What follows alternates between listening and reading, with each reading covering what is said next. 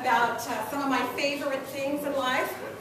Oprah has her favorite things, so does Jan. So one of the things is I love these little pocket booklets. So this one I've got marked Jay-Z work projects. And so things that I'm working on, I'll have in the packet.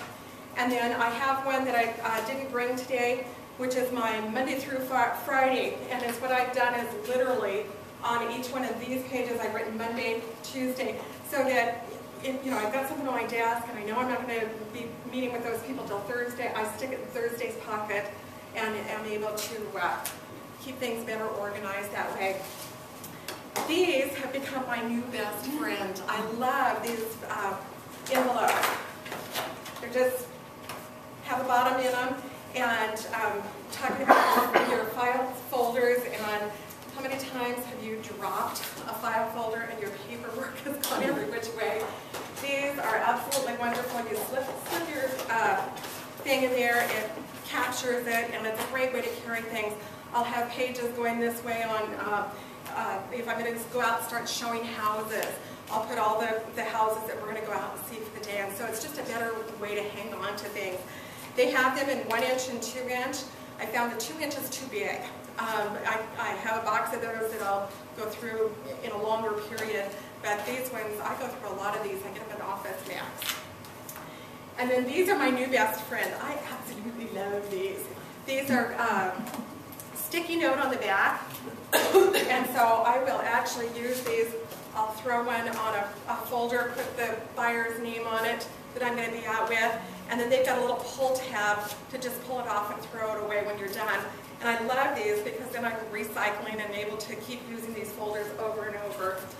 So I use these. They also are great for sticking at the top of several pages that you're going to keep together for different buyers or whatever. So I love these little sticky notes, and again, Office Max is the one that had those. I like those. Yeah, those are great. They're sticky all the way across? They are, but they also sell some that have sticky just a little tiny bit, so make sure you're getting the ones, because those ones will come off and be all over the place and on the bottom of the shoes. Yeah. So, but yeah, I love those. So, I make it a habit to ask myself these questions constantly. When I first sit down at my desk, I come in, plop down, look at Kathy, say anything. If she's got something important that I need to take care of right away, she lets me. And then I ask myself, what can I do right now to make money? It's fine there. So it's like, okay, all the stuff that we think that we need to get done, really, does any of that matter? What do I need to do right now to make money? So maybe it's a phone call to somebody, maybe it's writing an offer, whatever it is, I need to get that done. And then I have a little sign up there that says act now, because I'm a little bit of a procrastinator, and so I just needed that reminder to act now, get things done. And then I think about my mantra, and I repeat that. My first mantra that I had when I started in the business, when I moved over to John L. Scott, I was like, okay, what do I want my life to be like? And so I've been doing this for a long time, so that one is I'm a shaker and a mover in the spotlight, making lots of money. And I've had more people say, boy, that Jan Zufelt, she's a shaker and a mover. And so I do live up to that. So that was my mantra for a long time.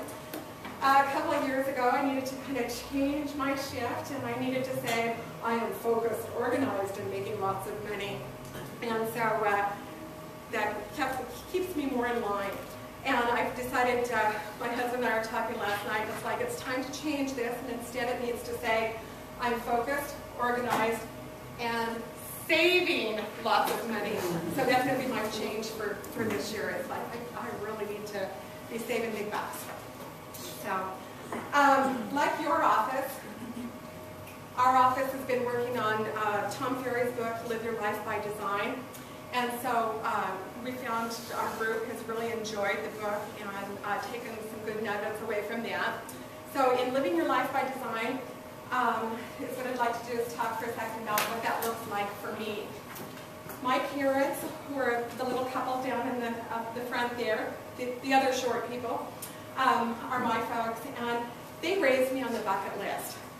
we absolutely believe that there, if you can dream the dream, you can do it. And I had such a cool life.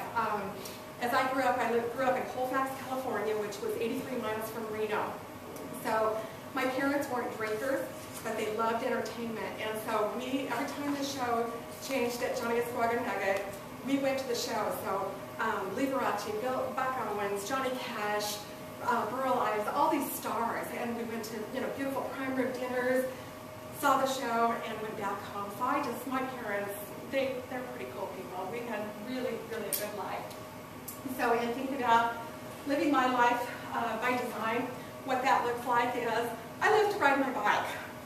Last summer, early in the summer, around June 2nd, I looked at my life and I thought, you know what, I need to be more healthy. And I'm not a walker. I hate walking. I will never like walking. And it's like, I've got to figure this out and do something fun. And so I decided it was riding my bike. So to live life by design, that means that the bike has to be on the back of the car and going with me wherever I'm going that day, and that my basket has to be in the car, ready to go. Shoes, gloves, helmet, everything there and ready to go. Some of you know that I had a famous fall last November, and that's what the shoulder surgery was a couple of weeks ago. And so sometimes you pay for your fun, but it didn't stop me. I'm ready to ride again, and actually talked my doctor into letting me go up to Walmart and ride where it's flat, and I could go 2 or 3 miles around Walmart, and so it works good. So, but you have to live it by design. What is it going to look like? The other thing is I love to travel. I love traveling. My husband hates traveling. So is what we've done is come up a way for me to travel. So if you'll go here with me for just a second, this is something I learned in a class, is if, when I say close your eyes, if you'll close your eyes for just a second, and I'll say a sentence, and I want you to write down the word that comes to mind. So close your eyes, and you are now a 90-year-old man or woman, and you look back on your life and you say, you know, when I was younger, I wish I would have, write down the word.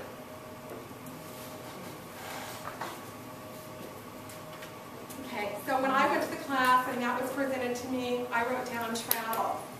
And so that night I went home and I said to my husband, Houston, we have a problem. I don't want to be a 90-year-old woman and wish I would have traveled. I want to travel. And he said, Janet, you travel any place you want to. You go anywhere you want to. Take your girlfriends, meet your family members. You do whatever you want to do. Just please don't ask me to go. He says, if it's ever important to you that I go, all you have to do is say so, and I'll go. I won't whine, and I won't complain. I'll go, and I'll have a good time. But it's what we found was that it was that important to me. So trips to see Oprah in Chicago, New York City to do Broadway shows, LA to meet a girlfriend and shop on Rodeo Drive. It's just, if I can dream the dream, I have somebody who wants to go with me. So it's not my husband. I live for my family. Scott is my son on the left there with his wife Lisa, and my little parents. We're a little family, but I'm really, really blessed, and I enjoy my family time. It never comes often enough or enough of it, but I am really, really blessed. So my question for you is, what do you live for?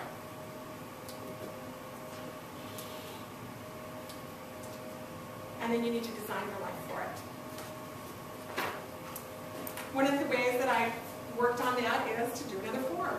And so the form is, I want to be. So I want to be healthy. What does that look like? I need to take my bike. I need to have my basket ready. This winter, before I did the fell on the shoulder, it was like, okay, it's getting pretty wet out there. It's kind of slick. And what am I going to do?